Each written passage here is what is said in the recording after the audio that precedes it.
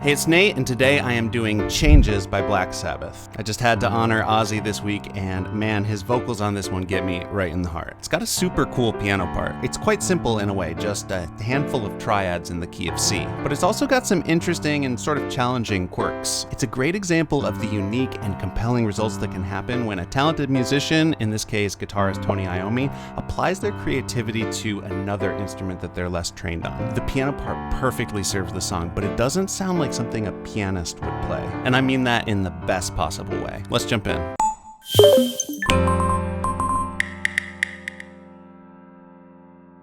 Alright, so first off, I recommend you get the chords and lyrics chart. There's a link down in the description, and that'll help you follow along and see where the chords and the lyrics line up with each other. Like I mentioned, this song is in the key of C major, so it's all white notes. Here's middle C, so you get the octave right. And let's just start out with this 2-measure pattern here that makes up the core of the intro and the verses. We're gonna need a C major chord. I'm gonna voice it just like that. C, E, G, root position on middle C there. And then 2 octaves lower, just the outside notes, the fifths, the C and the G. For the D minor over C, all we're gonna do is move our right hand up to a root position D minor, D, F, and A, and we can just keep those same notes in the left hand. Technically that G being there makes it a D minor 11 over C, but that made the chord chart look too messy. This song is in 3/4 time, so each of these measures get 3 counts, just thinking 1, 2, 3, 1, 2, 3. Now in that first measure, and we'll do all the details soon, but just sketching out where the chord movement happens, we're gonna hit the C on count 1. The little dash is just to show that you are still on C for the second count, and then only on the third count do we move up to that D minor. So that first measure's timing would be 1, 2, 3, and then back to C for a full measure of C. 1, 2, 3, 1, 2, 3. But let's build up the details of the part. So on count 1, you're just gonna hit the root in the left hand, and you're actually not gonna do anything in the right. On count 2, you're gonna add the G. So 1, 2, and then on count 3, that's where you're gonna hit the D minor, and then we're just gonna go back to C for count 1. 1, 2, 3, 1, 2, 3. 1, 2, 3, 1, 2, 3. But of course, it's the double hit on that D minor. 1, 2, dun, dun, dun, 2, 3. 1, 2, dun, dun, dun. You could think of that as a really swung 8th note, like 1 and 2 and 3 and 1, 2, 3. Or as the last 16th note, 1, 2, 3, E and a 1, 2, 3. But really just use your ear. And then in the second measure here, there's a couple things to add. One would be to hit that G again on the third count. So we would have 1, 2, 1, 2, 3, 1, 2, 3, 1, 2, 3. And the final touch here is a burst of 16th notes on that last count of C. So dividing the beat into 4, 1 E and a, 2 E and a, 3 E and a. And on that third count of the second measure of C there, we're gonna hit that left hand G on count 3, and then E and a. 3 E and a, just skipping up the C major triad in the right hand. 1, 2, 3, 1, 2, 3 E and a, 1, 2, 3, 1, 2, 3, and spend as much time as you need getting that pattern down, and then the actual full intro is going to look exactly like this. So it starts on these pickup notes, so I've got these 2 dashes to be a count off. 1, 2, and the song starts with 3 E and with the G in the left hand and the 16th notes in the right before coming down and starting, and then it's just 2 times through that whole thing. So the full intro, 1, 2.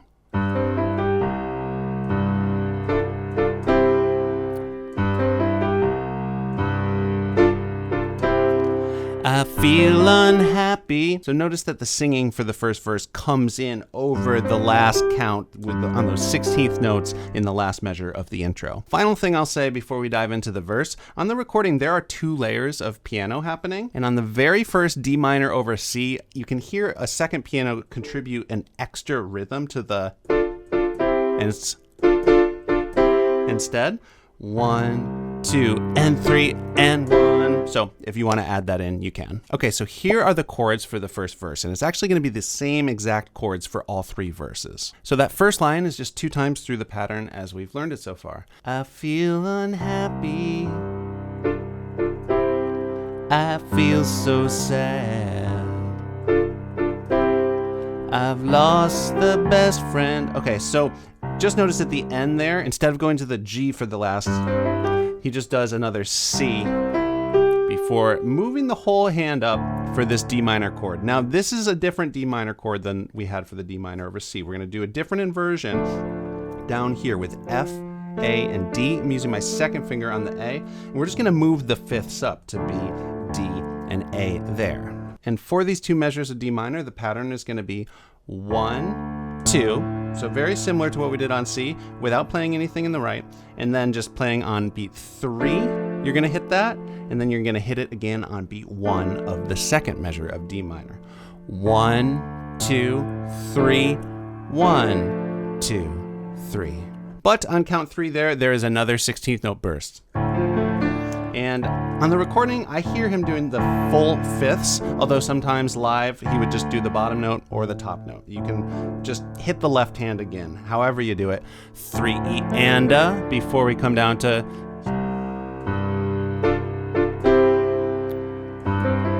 So let me slowly play through that whole verse now, and just note that those 16th note bursts, they happen on the 3rd count of the measures that have just C in them, as well as the 2nd measure of the 2 measures of D minor. When the chord is about to change to D minor, I'm going to use just the C root for those 16th note bursts instead of the G, as well as on the very last C of the verse, which will be leading into the chorus. 1, 2. I feel unhappy. I feel so sad. I lost the best friend that I ever had. She was my woman. I loved her so. But it's too late now. I've let her go. That would be leading to the chorus. By the way, if you leave out any of those 16th note bursts, especially at moments where you're singing at the same time and it's tripping you up, it'll still sound fine. So now we get to the chorus, which I'm defining as just the 2 lines through where he sings, I'm going through changes. So it looks like that. It's just 4 measures repeated twice. So we've got 3 chords here.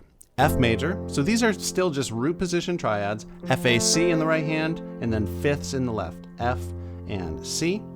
And then you can just step that shape down for the E minor. You're gonna do E and B for the fifths, and then E, G, B in the right.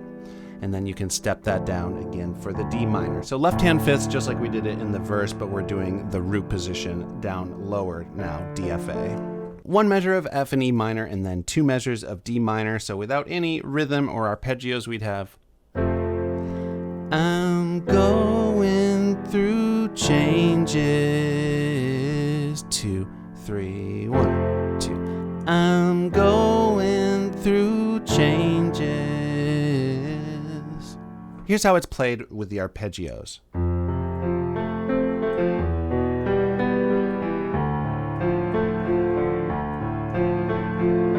There's a unique pattern that happens on the F. So we need to be thinking in eighth notes, 1 and 2 and 3, and just straight up eighth notes. And we're gonna go from the bottom to the top, just between the hands. 1 and 2 and 3 and. But then the very next 16th note, it quickly gets back down to the F. 1 and 2 and 3 and a. But for the E minor and both measures of the D minor, it's a slightly different pattern. 1 and 2 and 3 and. So only on the eighth notes, going up, but you skip the root in the right hand on the way up. And then you turn around and go down, which lands you on the root at the end of the measure. 1 and 2 and 3 and then you do that twice, same exact pattern on the D minor. So one more time. I'm going through changes. Finally, I know I mentioned that there are 2 layers of piano on this recording. There is a second layer that's doing something much simpler, really driving home that 3-4 feel. 1, 2, 3. So if singing with the arpeggios is tripping you up, you could just do something like 1, 2. I'm going through changes. Or if you want to do an arpeggio but have that more 1, 2, 3 feel, you could do something like this. 1, 2, 3, 1, 2, 3 in your left, and then maybe do 1 and 2 and 3 and just skipping up and down in the right from bottom to top and back down. 1 and 2 and 3 and. Notice that if you do that, where the fifths hit on beats 2 and 3 will be on the middle note of the chord. I'm going through changes. Okay, so coming out of that chorus is the first instrumental section. It looks like that. And I've broken this instrumental into the first 2 lines feel like they're an extension of that chorus. The chorus just flows right into it. And then the last line is sort of like a pre-verse. So notice that this starts with just another line of what we did for the chorus.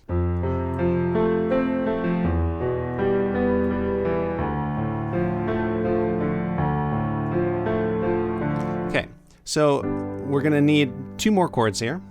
G major. So once again, just root position, nice and simple. G, B, D, doing 5th in the left hand. And in a second, we're also going to need an A minor. You can just step that shape up. A, E, A, C, E.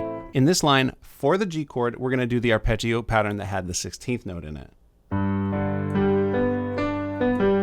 And then for the F, we're going to do that other one. So one more time.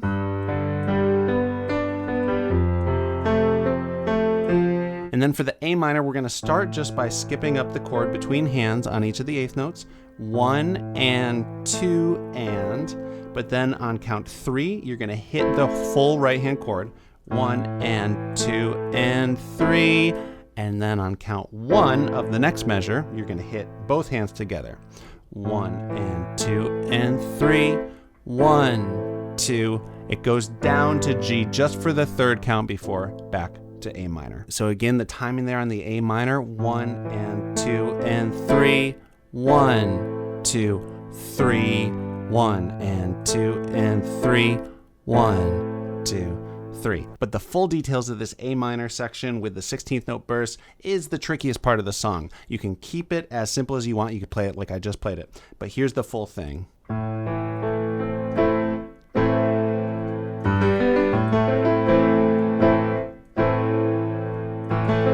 So when it steps down to G on beat 3 of that measure, you don't need to do the full 5ths actually. You can just do the bass note and do 3, E, and But I think what makes this so tricky is that's followed by a 16th note burst on count 1 of the next measure. First time we've had a 16th note burst at the front end of a measure. So it just comes right off the 3, E, and 1, E, and then on beat 2, you can add that left hand in and hit together. 3, E, and 1, E, and 2, 3, 1, 2. And then leading into the next part of this instrumental, we're going to do a 16th note burst on count 3, but we can do the full 5ths in the left hand. So that's just going to be 3, E, and before we go back down to what we're familiar with. One more final optional detail here for the instrumental. What I showed you when we get to the first A minor, where it did to start the arpeggio, that's what he does on the last instrumental, and that's what I've always heard in any live recording. On the first 2 passes, though, they do this. So instead of the A and the C, it's a G and a B, and you get kind of that A minor 7 or minor 9 sound just for a second. But Like I said, they didn't do it live, so I don't know if it was just kind of a happy accident in the studio that wasn't as intentional. I'm not sure, but it sounds cool. So if you like it, you could throw it in on the first 2 instrumentals. Okay, so let me play through this whole first instrumental. So coming straight out of the chorus and leading into the second verse.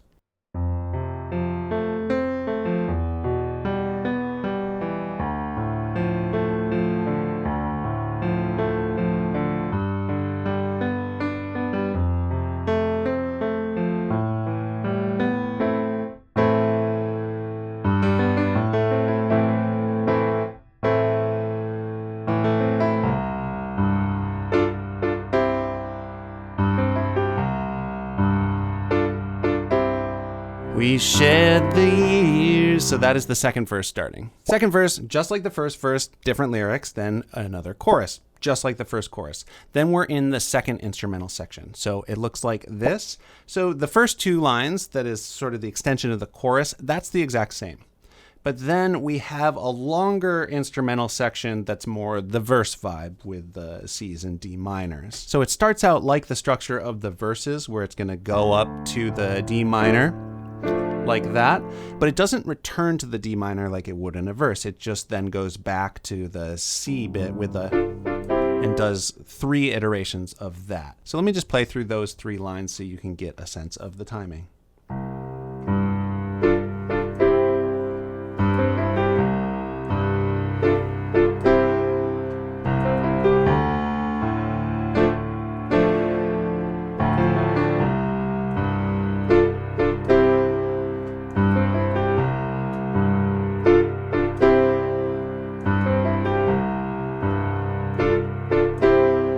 'It took so long.' So that would be hitting verse 3. Verse 3, same as the other verses. Then chorus 3, same as the other choruses. Then we have the final instrumental. Instrumental 3, it looks like this. So once we get into that tricky part with the A minor to the G bit, it then just loops on that 2 more times between finally ending on the A minor. So from the second line here, where we first go up to the G,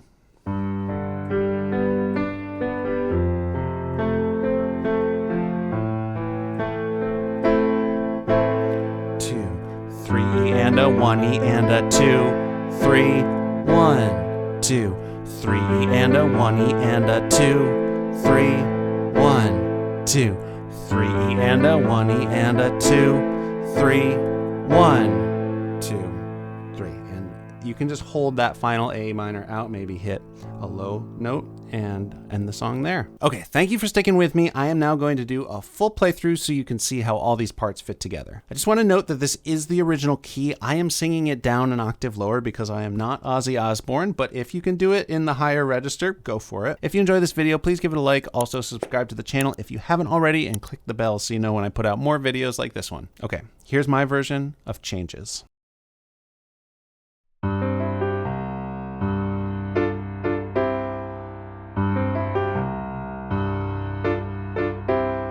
I feel unhappy, I feel so sad, I've lost the best friend that I ever had. She was my woman, I loved her so, but it's too late now, I've let her go.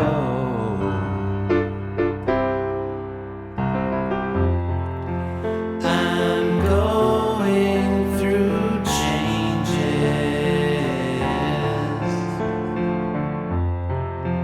I'm going through changes.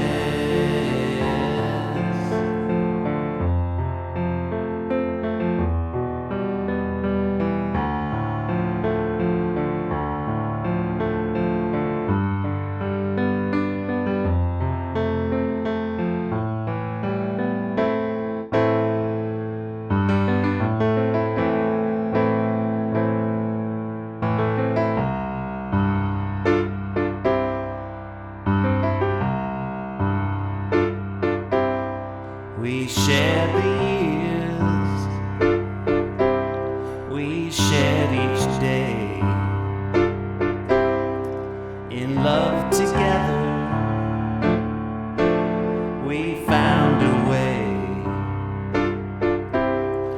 But soon the world had its evil way. My heart was blinded, love went astray.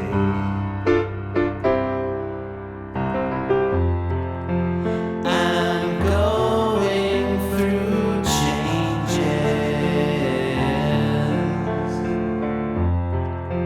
I'm going through changes.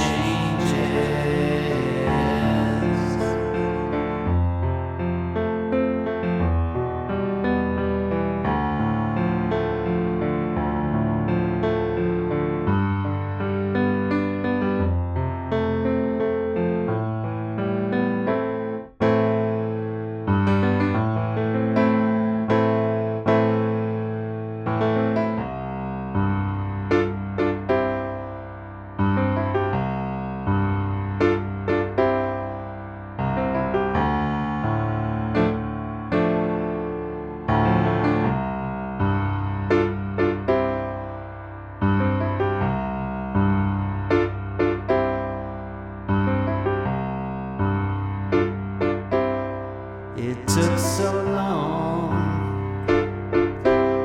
to realize, and I can still hear her last goodbyes. Now all my days are filled with tears. Wish I could go back and change these years.